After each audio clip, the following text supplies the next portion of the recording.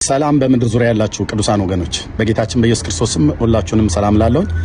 ከ6 ቀን በፊት ለቀሲስ ዲበኩሉ በቃል ኪዳኑ ታቦት ከእስራኤል ወደ ኢትዮጵያ መጥቷል ተብሎ በተባለው አክሱም አሁን አለ ተብሎ በተባለው ታቦትና በአዲስ ኪዳን ታቦት አለ የለም ብሎ በሚል የዲቤት ጥሪ አቅርቤ ነበረ።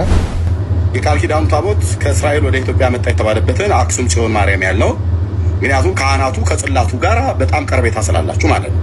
እንደዚሁም በአዲስ ኪዳን ታቦት አለ የለም ብሎ የሚለው ጥሪ እንዲቀበሉ የሚፈልጉ ከሆነ ዛሬ ጥሪ አቅርቤልዎታለሁ። 1100 ሰው ባለበት ሪከርድ አድርጋችሁ አድርሱላቸው።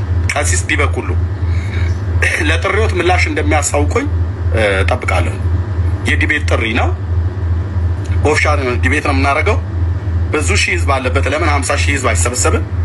እውቀቶትን ይዘው ይመጣሉ። በሰለሞን ዘመነ መንግስት ታቦቱ ወደ ኢትዮጵያ መጥቷል ብላችሁ ያላችሁት አክሱም ጽዮን ማርያም አለ ህዳር 21 ቀን ሙሴን የረእየ ሀገረ ቅድስት እያላችሁ በከበሮ ስትጸነጽሩ የምታድሩበትን እሱን ታሪክ እኔ ፊት እውነት ያደርጉታል።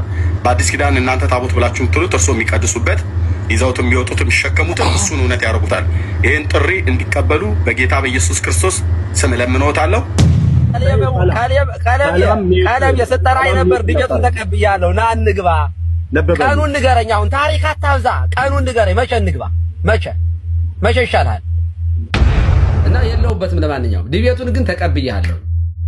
ኦኬ ተቀብያለሁ ለማለት ነው። ስለዚህ ቀሲስ ዲበኩሉ ጥሪውን ተቀበለውኛል። በቃል ኪዳኑ ታቦት በብሉይ ኪዳን እና በአዲስ ኪዳን ታቦት ሊወያዩ ማለት ነው። ከብሉይ ኪዳን የነበረው ወደ ኢትዮጵያ መጣ፣ ከእስራኤል ወደ ኢትዮጵያ መጣ ብሎ በሚለው ላይ እና በአዲስ ኪዳን ታቦት አለ የለም ብሎ በሚለው ያቀረብኩላቸው የዲቤት ጥሪ አሁን ዘግይተውም ቢሆን ተቀበለዋል። ስለዚህ አክብሮቴ በጣም ታላቅ ነው። እሳቸው ምንድነው ያሉኝ? ቦታና ጊዜ ምረጥ ብለው ለኔ እድሉን ሰጥተውኛል። ድጀቱን ተቀብያለሁ። ና እንግባ። ቀኑን ንገረኝ። አሁን ታሪክ አታብዛ። ቀኑን ንገረኝ። መቼ እንግባ?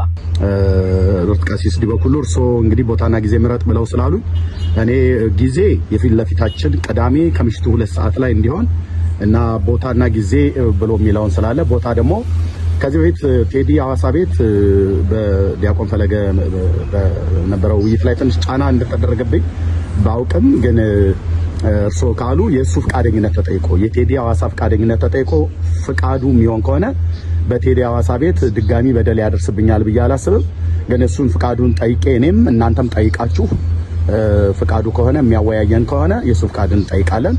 ካልሆነ ግን እሱ ደግሞ የማይፈቅድልን ከሆነ በሌላ ገለልተኛ በሆነ ሰው ቤት በኮሆስት አይደለም በፔጁ ላይ ተገኝተን የዲቤት ጥሪን ስለተቀበሉ ውይይቱን እናደርጋለን ማለት ነው። እግዚአብሔር አምላክ ይባርክልኝ። ዘግይተውም ቢሆን ዲቤት ጥሪውን ስለተቀበሉ በጣም አመሰግናለሁ። እግዚአብሔር ይስጥልን፣ ክብር ያድልልን። ወገኖች ሼር እና ሪፖስት በማድረግ ወደ ሰዎች እንድታደርሱት በጌታ ፍቅር ጠይቃለሁ። ጸጋና ሰላም ከሁላችሁ ጋር ይሁን። የዛ ሰው ይበለን።